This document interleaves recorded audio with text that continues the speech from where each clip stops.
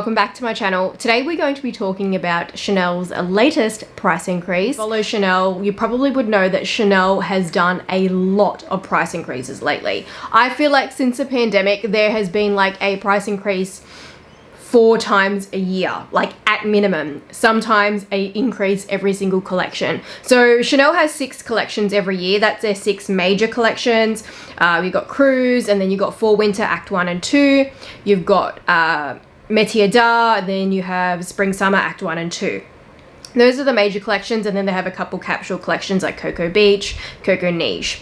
But neither of those tend to have an increase in them. But the major collections, it feels like the past couple of years, they have just been doing increases every single collection. In terms of those very high, very top level sort of luxury brands, Chanel does it the most frequently, and I think that's why it's the most distasteful, is because it seems so regular, and that's why whenever they do an increase, it's quite publicly known in the sphere of those who follow luxury, because it tends to like bring out a bit of an uproar and a dissatisfaction and an annoyance, because it seems just way too regular. Brands tend to justify price increases. They say it's due to things like inflation, and we'll talk about that in a moment, labor, that kind of thing. Yeah, it could be economic factors outside of inflation, like when we had the pandemic, that was, I suppose, like a bit of a natural crisis, all those sorts of things. They say that that's kind of their justification for it. When you see these increases being from around about 8% upwards to about 17, 20% sometimes,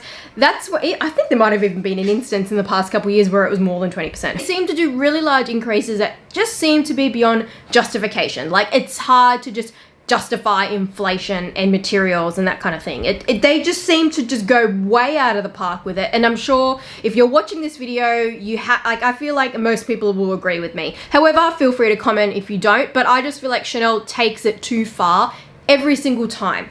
But every single time they do it, they seem to still maintain customers. They still are consistently getting revenue and selling bags and selling bags. It doesn't seem to be hurting them and their bottom line or anything like that. But I actually think this time around they may have actually gone too far. We're going to talk about it in a little bit more detail and kind of discuss why I think that they might have actually gone too far this time around.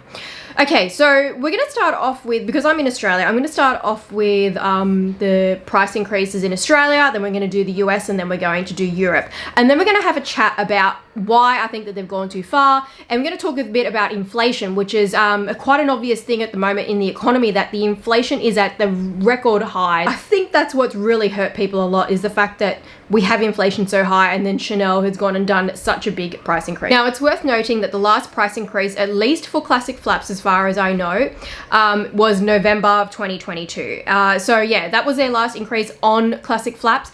Now, the reason that we tend to refer to classic flaps as like a benchmark for price increases, like what you refer back to, is because classic flaps are they're quintessential Chanel, and it's like when you look at Hermes and you look at Birkin and Kelly, that's like the benchmark for Hermes and their handbags, whereas Chanel, it's classic flaps that are like the representation of the brand. In Australia, the pricing on the small classic flap was previously $13,600. So this is after the November price increase. And as of the latest price increase, which just occurred on the 2nd of March, it's now 15,010 Australian dollars. So based off the classic flaps, it looks like Australia has had around about a 10% increase. So the medium classic flap went from 14,470 to now 15,710. The jumbo, 15,610 to now 17,010.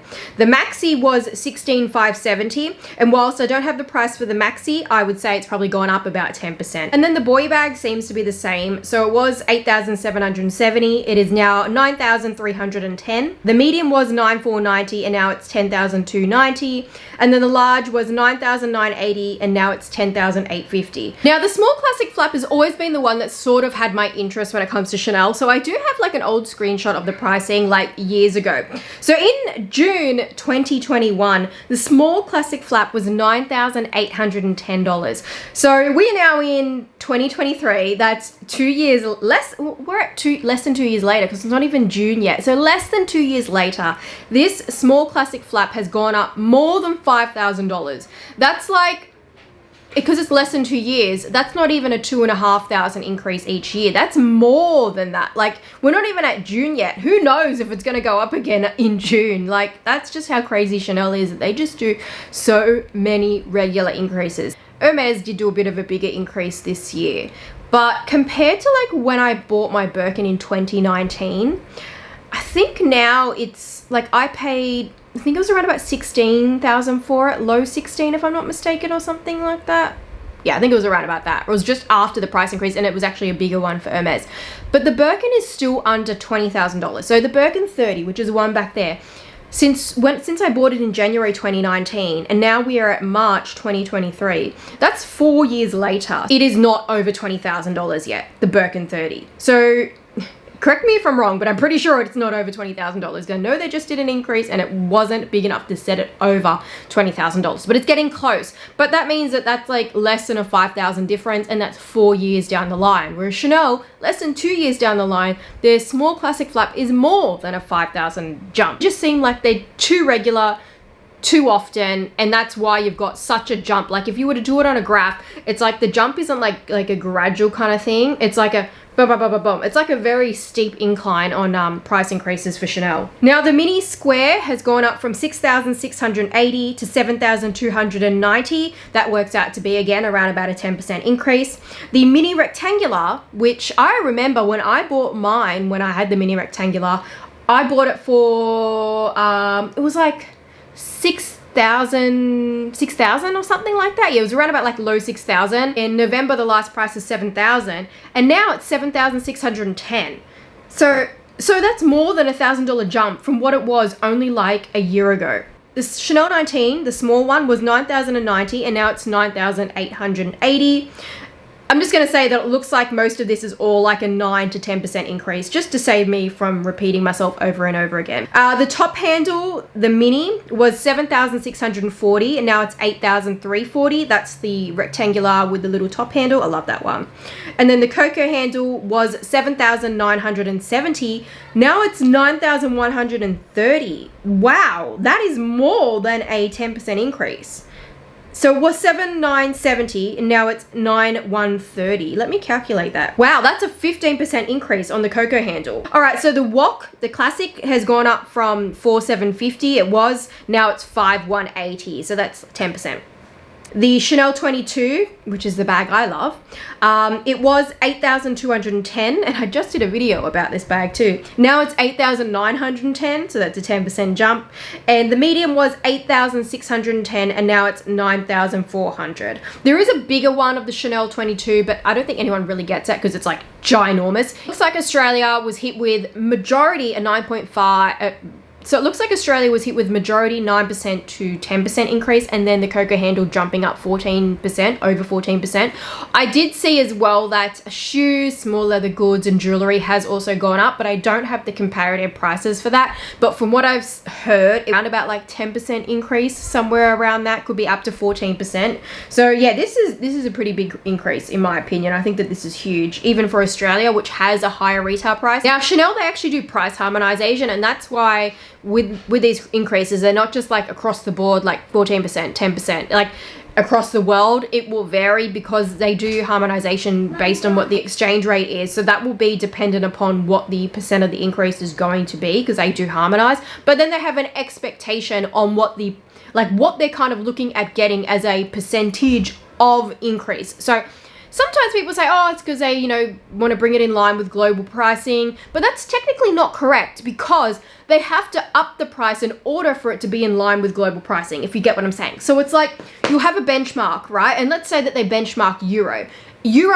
The pricing for euro has actually gone up as well. So all the European pricing has gone up. Let's say that the European pricing is their benchmark and they have actually done an increase in Europe. And let's say that they then have to increase the US to bring it in line to harmonize based on what the currency exchange is. And then again, for Australia, they do the same thing. They bring it up to harmonize based on what the currency exchange is to the euro. Let's say that that's what they're doing, the benchmarking the euro. So they have to actually be bringing up the price in order to create that benchmark. It's like sometimes they might do increases only in one particular country, like they did with the US. They brought it up the euro was weaker against the US, and that's why they actually just brought up the US pricing, because otherwise the US was like was literally the same as euro. So that's literally when they're making it in line with global pricing. When you've got a price increase literally across like all the countries, that is not them bringing it in line with global pricing. That is Chanel actually doing a flat out price increase across the board. Like, they want to up their revenue, they want to up their profits. This is what's happening this time around. I was just talking to someone on Instagram that I follow and chat to regularly. Her profile is Tiny Bag Princess, and she was just saying to me that her classic flaps that she bought in 20S, which was 2020 spring summer, which is pretty much around about now. Like right now we're still in spring summer collection for 2023, so that would be literally 3 years ago. She paid 5,800 USD for her small classic flap. Now it's 9,600. That's crazy. So in 3 years, that's gone up 3,800 USD. It's just crazy. Like I said, in Australia, in 2 years, less than 2 years, it's gone up $5,000 Australian. 3,800 USD works out to be almost $6,000 Australian. So this is like 3 years ago, it was 5,800 for the small classic flap, and now it's just over 9,600. I just find that is complete. It's just crazy. It is just mad. It is mad. So now I'm going to take the video in a bit of a different direction. So I've told you all the nitty and gritty about the price increases, okay? They're not cool, right? We don't like them. I don't like them. Maybe you guys like them if you are content with your classic flap collection because the pricing's gone up. I don't like them from a distasteful sort of point of view. And that's what ties into what I was saying before about inflation. So at the moment, the world is at record inflation, okay? In Australia, we have had our interest rates raised over and over and over again. I have told you guys that I no longer have a mortgage, so thankfully enough, I'm not affected by this, but I am seeing what is happening in Australia, and I am seeing the cost of living go up in other aspects, and I am seeing lots of families and lots of people struggling with their mortgages. So in Sydney, like the average house pricing is, well, it was 1.3 million. It has dropped because of the interest rates that have gone up, but there have been people that have gone into mortgages that are like $1 million, over $1 million, and now the interest rates have gone up from being like pretty much 1% to now being 6%. So there is a huge jump in inflation. Cost of living is up, so electricity, gas, water, all that has gone up. Cost of groceries have gone up. Fuel has gone up, everything has gone up. And this is something that is happening pretty much worldwide because we are all affected by a lot of these factors. And then you've also had a lot of natural environmental issues as well. We've had natural disasters globally. There's been natural disasters in Australia. We've had natural disasters with floods and bushfires, mostly floods in the past kind of couple of years, really extreme weather events that has affected crops. So we actually have a potato shortage. I don't know if you guys in the US, because I know a lot of my viewers are in the US, I don't know if you guys are having a potato shortage, but we are having a potato shortage. We cannot buy frozen chips in the grocery store. Like, you go in the grocery store, there's no frozen chips. You go online to buy it, there's no frozen chips. So inflation is high because the cost of living has gone up due to a lot of these factors. And the other thing with inflation is that over the past few years, there has been a lot of people that have become suddenly rich, usually off crypto. There was like a massive crypto boom, and it's created a lot more wealth, okay? That also drives up inflation as well because you have a lot more spending, and the more demand and the more spending is what drives up inflation. So we have played a part in that as well by buying handbags directly from these boutiques, directly from Hermes, who just reported a huge profit. I think, let me check what their profit was because it was huge, that they're actually giving their employees a 4,000 euro bonus. That's how freaking high their profit was. Okay, yeah, so Hermes reported a 12.4 billion in revenue for 2022 fiscal year. So that's the financial year, okay?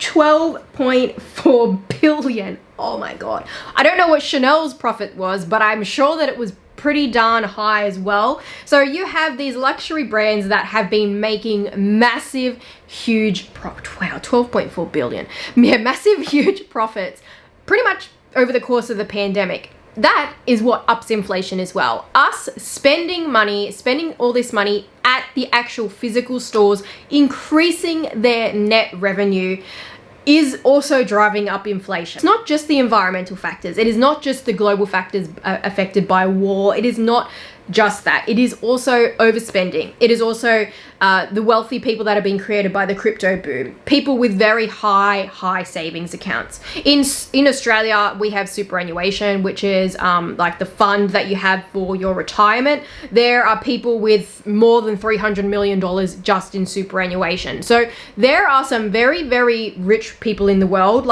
and more than what there was before. So there is now more rich people in the world, and the people that were rich are even richer than what they were just in the past kind of few years. So inflation is up because of that. Because of all this overspending, all these massive profits that people are reporting, inflation is up. The way that the banks help to drive down the inflation when it comes to money, because this is a money aspect now, to do with people's savings accounts, to do with people's mortgages and stuff like that. The way that they drive down inflation is by increasing the interest rates. And by increasing the interest rates helps to reduce people spending. Budgets are stretched further. The downfall with this is quite obviously you have people who overcommitted to their mortgages with a lower interest rate, and now it's a higher interest rate.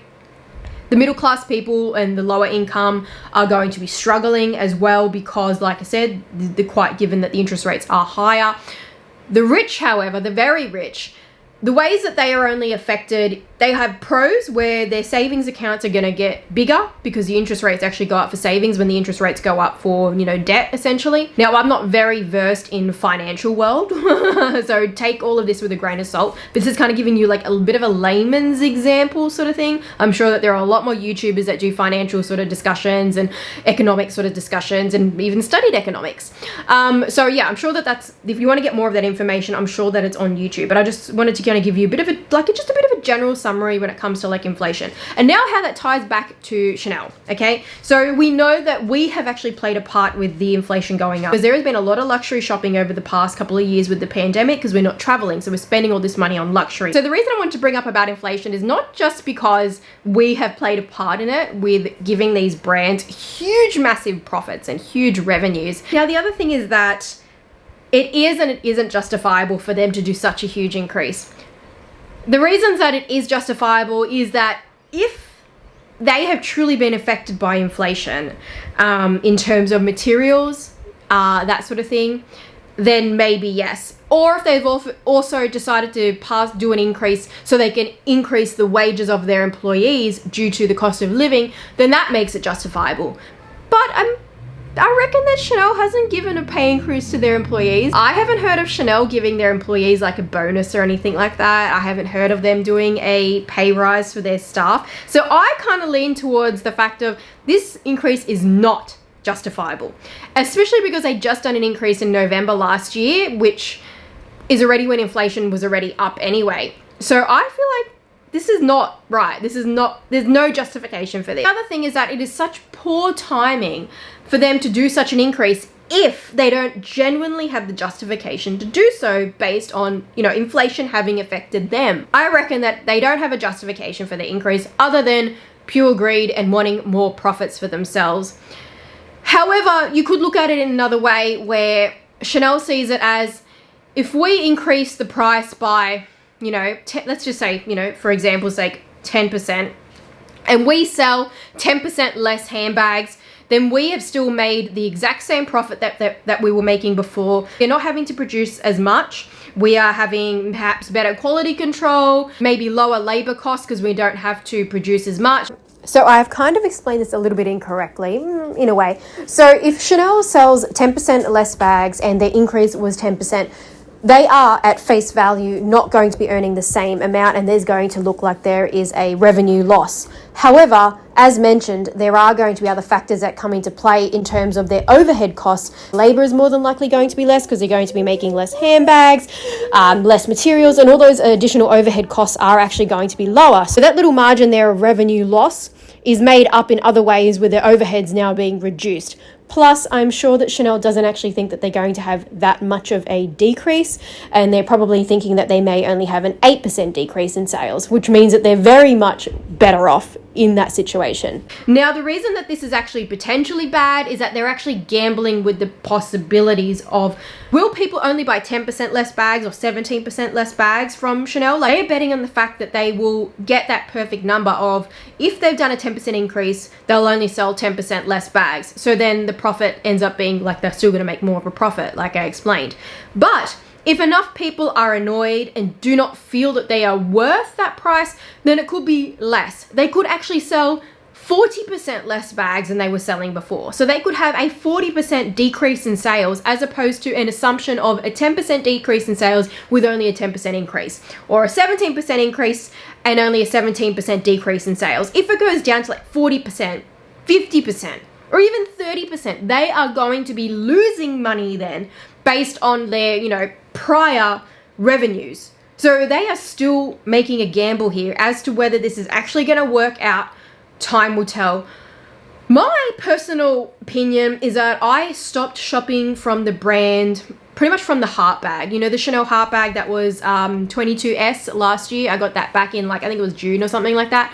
I stopped shopping with them after that because when I tried to buy with them again, they introduced this new rule, which was told to me, like, it was outright said by the store, you know, and Chanel can deny this black and blue if they want to, but the evidence is there that this is what their sales associates were telling people, that you had to buy 2 other items with your, to get a bag. And even if you wanted those really coveted sort of colors, or like small classic flap, mini classic flap, all that kind of thing, you had to be buying like other items like ready to wear, fine jewelry, that kind of thing. They were pretty much playing like the Hermes game, right?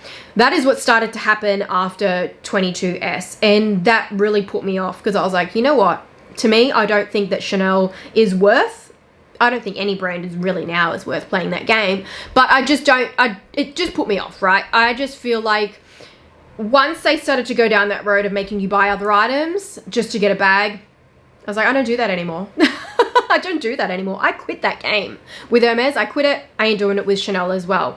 And then as well, they also stopped shipping bags. So you weren't actually able to get your items shipped, even not just bags, like shoes and stuff. You weren't able to get them shipped. You had to actually go to the store. Even if you were like not very close by, you weren't like a 30-minute drive away. You were more than that. They were like, no, if you live in the same state, you have to come and pick it up. And I was just like, you know what? That's not convenient for me. That is not luxury shopping for me. That's not what I want out of my luxury shopping. So I stopped shopping with them. So I now just shop pre-loved and or brand new, but through the resale market. The other way you can really stick it to the brand is going down that route of buying pre-loved, or, you know, and buying in the consignment resale market, and then that way they're not actually getting the direct profits anymore. By doing that, you can affect their bottom line. Maybe they will have this wake-up call and enough people will stop buying them and they'll have this huge drop in sales, more than what the, you know, percentage of increase was. If you're really annoyed, I would suggest that's what you do. You know, I feel like that's the best way that you can really stick it to the brand, because we can go and complain and all that sort of stuff, but unless we actually use our consumer power, our spending power to make different decisions, the brand isn't going to actually care. Like, they don't care. So there's been this talk that Chanel has upped their prices because they want to market their products to the elite. And the elite is pretty much just saying like the very wealthy and the very rich, right? I don't think that that's completely the case. I think that for Chanel, money is money, and they will take money anywhere that they can take it. Like, to them, it doesn't matter as long as they can actually get the money and meet the expectation that they're looking for. So whether that expectation be that you have to buy a few items to get your bag, they don't care who's the one that's doing it as long as it's done. And the other reason that I say that is because I know that in Australia at David Jones, in the shoe department, you can actually use Afterpay to pay for Chanel shoes. And Afterpay is something that's a broken up payment system. So you pay in 4 payments over like every 2 weeks, you'll make an installment. I mean, that's not an elite class. Like, if you have to do Afterpay, then you are not filthy stinking rich. I mean, that can kind of be counted, because I think I know some very, very rich people that actually are tight asses and have old money, and that's kind of why they act a bit like they are poor, because they're old money sort of people. But yeah, let's just say, you know, from social status sort of speaking, like an elite person would not do something on Afterpay because they're worried about how they're gonna look, right? So yeah, I don't think that Chanel is only marketing to the elite. But I also think what they're doing is that by increasing their handbags, they are giving the appeal to the very wealthy, to the elite, or that the people that actually care about status, those kind of people that really care about what brand they're carrying, they're giving the illusion that the brand is exclusive, and it's just as exclusive as Hermes by having that very high price point that not many people can afford their bags. They've got a smaller market of people that can afford their bags, which makes it more exclusive looking and not so common. That's what I think Chanel is also doing as well. But it is, to me, in my opinion, all smoke and mirrors, because if they're turning around and being able to accept Afterpay on their shoes, which is still their brand, it's not like they're doing like a, you know, let's say for example Valentino has the Valentino brand, and then they have Red Valentino, which is the cheaper Valentino, or you've got Chloe, and then you've got C by Chloe, like the lower end brand that is a derivative of Chloe. Chanel doesn't have that. They just have Chanel, that's it. So if you are buying their shoes, even on Afterpay at David Jones, you are still buying Chanel. The other thing that I want to say is that they also do gift items to influencers. And I'm not talking like the kind of influencers that are like generational rich, like Bling Empire kind of influencers, you know, Jamie Z, that kind of thing. They are working with influencers like Tamara. That is not generational wealth, stinking rich kind of influencer. That's an actual influencer that has to work to actually buy their luxury goods. Like Tamara is working all the time. She's working her butt off. But she cannot just retire and live a life of sipping pina coladas by the poolside.